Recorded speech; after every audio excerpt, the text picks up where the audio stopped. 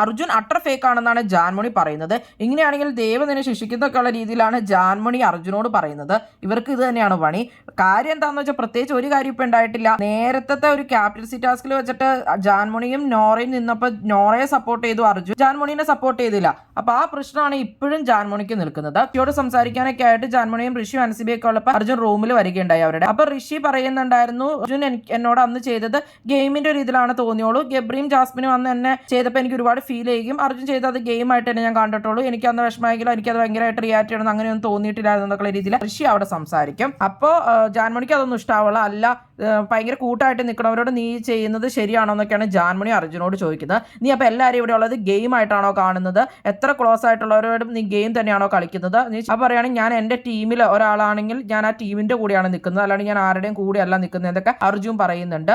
അതൊന്നും പറ്റില്ല, അങ്ങനെയാണെങ്കിൽ ദൈവം നിന്നെ ശിക്ഷിക്കുന്നതൊക്കെയാണ് ജാൻമണി പറയുന്നത്.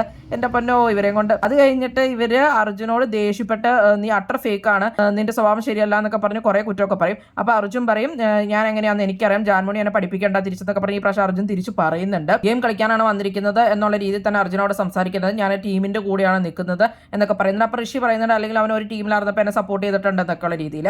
അങ്ങനെ ജാൻമണി അർജുനുമായിട്ട് വഴക്കൂടി പോയേക്കുവാണ്. രാവിലെ നോറയുമായിട്ട് വലിയൊരു വഴക്ക് നടന്നിട്ടുണ്ടായിരുന്നു. ഇന്നലെ രാത്രി അപ്സരയുമായിട്ടായിരുന്നു. ജാൻമണിക്ക് അപ്പോൾ ഇത് തന്നെയാണ് പ്രശ്നം.